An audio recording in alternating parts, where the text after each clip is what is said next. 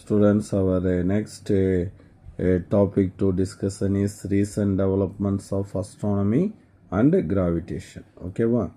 So இந்த அஸ்ட்ரானமியில் ரீசெண்டாக என்னென்ன டெவலப்மெண்ட் நடந்திருக்கு அப்படிங்கிறத பார்ப்போம். Till the 19th century, astronomy mainly depended upon either observation with the naked eye or telescope observation. 19th century வரைக்கும் நம்ம டெலஸ்கோப் ஆர் நேக்ட் ஐ அப்சர்வேஷனை தான் நம்ம எடுத்துகிட்டு இருந்தோம்.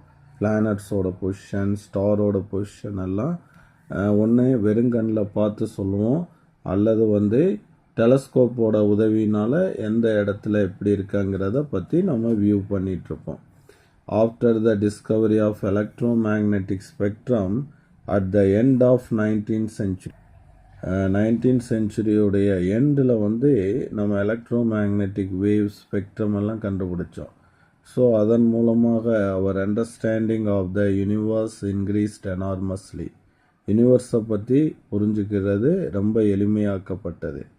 பிகாஸ் ஆஃப் திஸ் டெவலப்மெண்ட், அந்த டெவலப்மெண்ட்னால late 19th century it was found that Newton's law of gravitation could not explain certain phenomena and showed some discrepancies.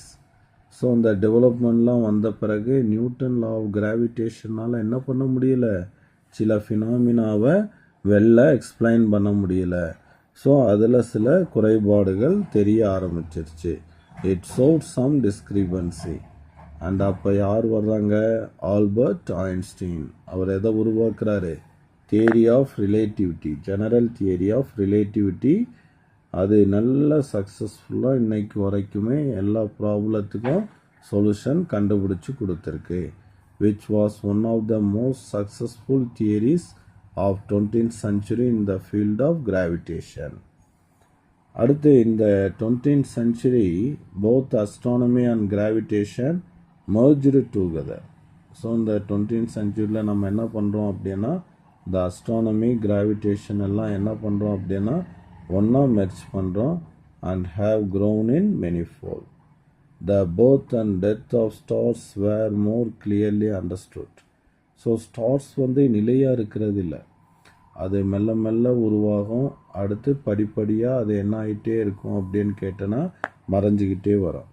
அதுதான் birth and death of star. அது ஒரு தனி ஹிஸ்ட்ரியாக நம்ம படிக்கலாம். அதை படித்தோம்னா நல்லா இன்ட்ரெஸ்டிங்காக இருக்கும். ஓகே, அது ரொம்ப கிளியராக அண்டர்ஸ்டாண்ட் பண்ண ஆரம்பித்தோம். Many Indian physicist made very important contribution to the field of astrophysics and gravitation. நிறைய இந்தியன் ஃபிசிக்ஸ்டும் என்ன பண்ணியிருக்காங்க அப்படின்னா இந்த அஸ்ட்ரோஃபிசிக்ஸ் அண்டு கிராவிடேஷனில் அவங்க கான்ட்ரிபியூஷனை கொடுத்துருக்காங்க. அவங்க எப்படி கொடுத்துருக்காங்கங்கிறத இப்போ நம்ம பார்ப்போம். அதில் நம்மளுக்கு நல்லா தெரிஞ்ச ஃபெமிலியர் சயின்டிஸ்ட் சுப்பிரமணியம் சந்திரசேகர். இவர் பேர்லேயே அஸ்ட்ரானமியில் ஒரு யூனிட் மாஸ்க்கு நம்ம யூஸ் பண்ணுறோம். லார்ஜர் மாஸ் சந்திரசேகர் லிமிட் அப்படின்னு யூஸ் பண்ணுறாங்க. அது யூனிட் 1ல் நீ ரெஃபர் பண்ணலாம், அதை நம்ம அங்கே பேசியிருக்கோம். ஓகேவா? ஸோ அவர் என்ன பண்ணார் அப்படின்னா formulate the theory of black holes. Black ஹோல்ஸோட தியரியை ஃபார்முலேட் பண்ணுறார். பிளாக் ஹோல்ஸ் அப்படின்னா என்ன சார் அப்படின்னு கேட்டோன்னா, ஒரு ஸ்டாரோடைய கடைசி ஸ்டேஜ், அது மறைஞ்சு போகக்கூடிய அந்த கடைசி ஸ்டேஜை தான் பிளாக் ஹோல்ஸ் அப்படின்னு சொல்லுவோம். And explains the life of stars. அதோட ஸ்டார்ஸோட லைஃப்பை அவர் நல்லா எக்ஸ்பிளைன் பண்ணுறார். The studies brought him Nobel prize in the year 1983. அவருக்கு நோபல் ப்ரைஸ் இந்த ஸ்டடினால் கிடைச்சது. Another very important notable Indian astrophysics யாருன்னா மேக்னன் சாஹா. அவர் என்ன கண்டுபிடிச்சிருக்காருன்னா ionisation formula which was useful in classifying stars. ஸ்டார்ஸை பிரித்து வைப்பதற்கு, வகைப்படுத்துவதற்கு அவர் ஒரு அயனைசேஷன் ஃபார்முலா கண்டுபிடிச்சிருக்காரு. அதுக்கு பேர் சாகா அயனைசேஷன் ஃபார்முலா. இந்த ஃபீல்ட் ஆஃப் கிராவிடேஷனில் இன்னொருத்தர் யார்? அமல் குமார் ராய் சதுர்த்தி. அவர் என்ன பண்ணுறாரு அப்படின்னா சால்வ்ட் அன் ஈக்குவேஷன், ஒரு ஈக்குவேஷனை சால்வ் பண்ணுறாரு. அதுக்கு வந்து என்ன பேர் கொடுக்குறாங்க, Ray Chaudhuri equation, which was a very important contribution அப்படின்னு சொல்கிறாங்க. அனதர் நோட்டபிள் இந்தியன் அஸ்ட்ரோஃபிசிக்ஸ் இன்னொருத்தர் யாருன்னா Jayant V Narlikar made pioneering contribution in the field of astrophysics. அவர் என்ன பண்ணியிருக்காருன்னா written interesting books on astronomy and அஸ்ட்ரோஃபிசிக்ஸில் நிறைய புக்ஸ் எழுதியிருக்காரு.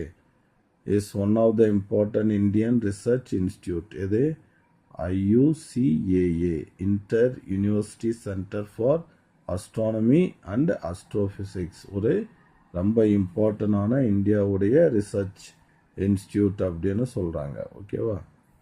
த இன்ஸ்டியூட் வாஸ் ஃபவுண்டட் பை, இந்த இன்ஸ்டியூட்டை யார் உருவாக்குனாங்க, ப்ரொஃபஸர் ஜேவி நல்லிக்கார். உருவாக்கியிருக்காங்க. Students are encourage to read more about the recent development in this field of gravitation and astrophysics.